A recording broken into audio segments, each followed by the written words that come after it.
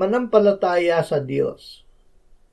Pananampalataya sa Diyos na dumirinig at tumutugon sa panalangin ang paraan upang tayo ay laging manalangin at huwag manlupaypay.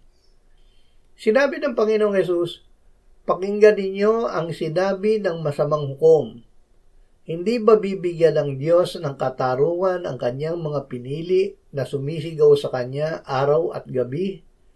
Kanya bang matitiis sila? Sinasabi ko sa inyo, mabilis niyang bibigyan sila ng katarungan. Gayunman, pagparito ng Anak ng Tao, makakatagpo kaya siya ng pananampalataya sa lupa?"